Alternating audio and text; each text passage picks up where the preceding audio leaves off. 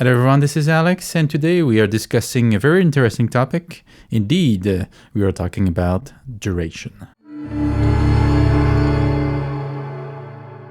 Duration is one of the main parameters of music. It's everything that's time-related, from the smallest musical rhythmic element to the broader form of a piece, and it can be everything between that. It can be the phrases. We could talk about different sections of a piece, but today we will talk about duration with a few examples regarding harmonic rhythm. For those who are not familiar with harmonic rhythm, it's simply the speed at which you present the different chords in a chord progression. So let's say you have 4 chords and these 4 chords are all 4 beats apart. Well, then your harmonic rhythm is of a speed of 4 beats for that duration of these 4 chords. So this harmonic progression of 4 beats each chord would be called an effect to create a certain predictability within the harmonic rhythm.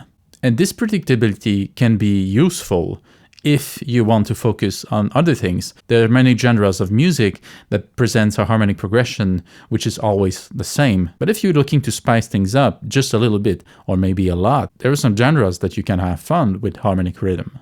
And by having fun, I mean adding some unpredictability. That's the second option that you have when you're working with your chords. So then let's say you have 3 chords that are the same length. Let's say that they each are of 4 beats. Well, then you have a choice on the 4th chord if you want to change it. The 4th chord can be longer or shorter. These two effects of unpredictability both have a different effect on the listener, and it's a very different effect. If it's shorter, I call it the effect of surprise. Because you have an expectation, let's say that 4th chord is 3 beats, as of the past 3 ones are 4 beats. Well, then we will hear the chord 1, 2, 3, bang.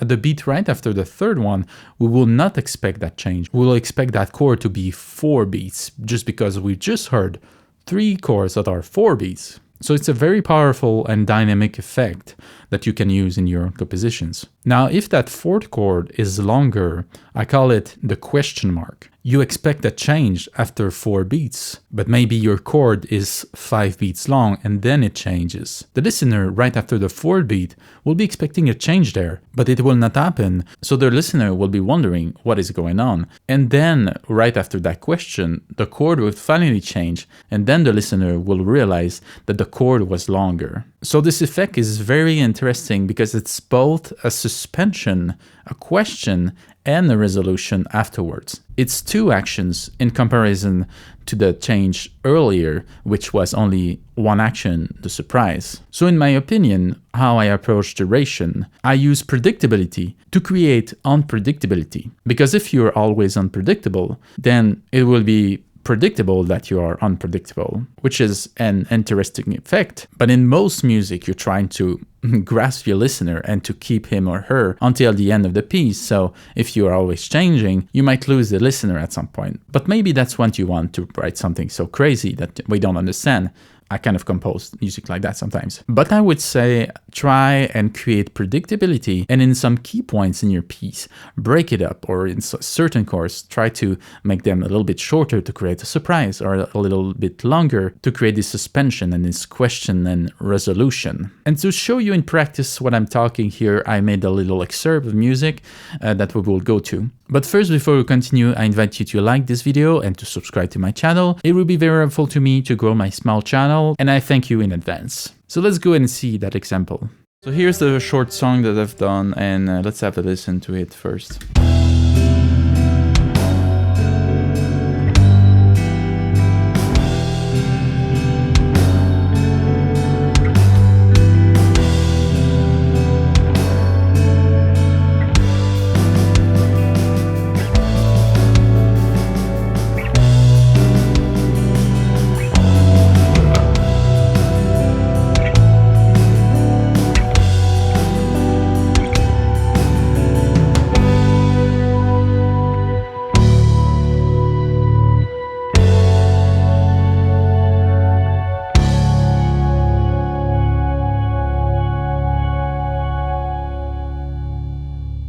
So very a short piece, very simple, just a few phrases. And really, what we can notice is that I'm playing between different phrases, between 3/4 and 4/4. This is really like a first and very obvious way to play with duration. But we're going to see more in detail how I make these transitions between these phrases, these 3/4s and these 4/4s. So first, let's see the opening phrase.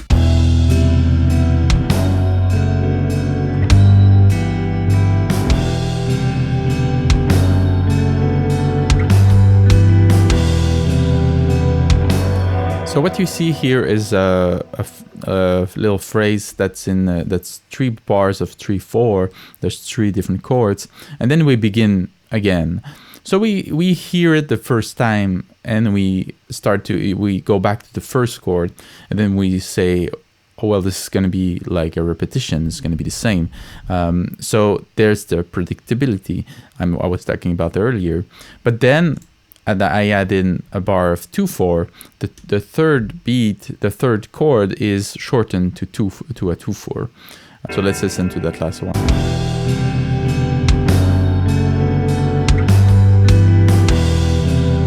So it's shorter and it's a surprise. It makes the music goes faster, and it's leading again to another repetition.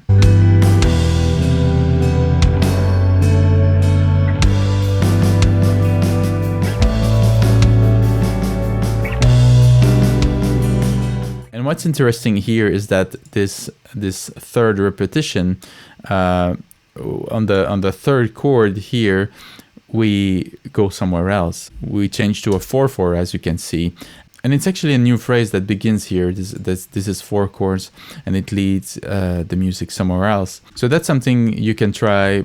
Maybe do a first phrase, and then a second phrase, or a second repetition of the phrase, which is a little bit different, and then a third repetition of the phrase, which leads somewhere else. So about this section in 4.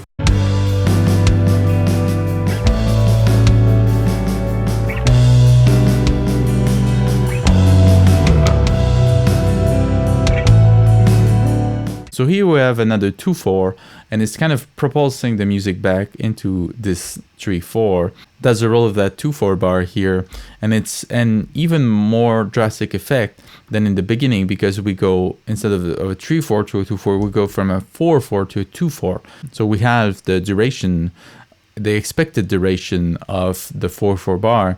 So it's an even more drastic approach to this discontinuity. Then let's listen to the last part.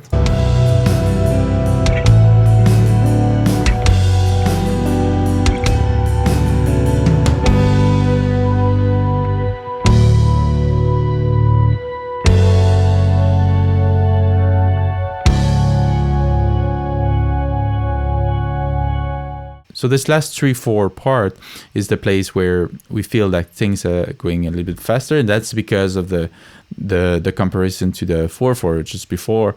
And in the end, I chose to go back to 4/4 just to take the time to present every chord and to bring the finality of the piece. And I even added in a 5/4 on this chord right before the last one, and this gives us a sense of something that's holding up, and then finally we come to a finality in the piece. So these are simple ideas that I've put together, and I might develop this into a song eventually.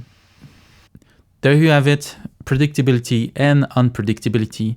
I think those two things should go hand in hand. And when you choose to be unpredictable, either that question mark or that sense of suspension, if you make the new value shorter or longer, is a very helpful tool. And we could even think about ways to be using this on a larger scale, maybe on duration of phrases. If we can feel that some phrases are shorter, some are longer, some are always the same. Maybe on the form, some broader sections can be shorter and longer. Maybe the second time you present a chorus, make a surprise and finish a chord progression earlier than it was in the first choruses. So maybe you have some ideas on how to use predictability and unpredictability in your own compositions. So feel free to share them with me in the comment section below. I will gladly be reading you. Thank you for listening. I hope this was helpful, and I hope to see you on the next video.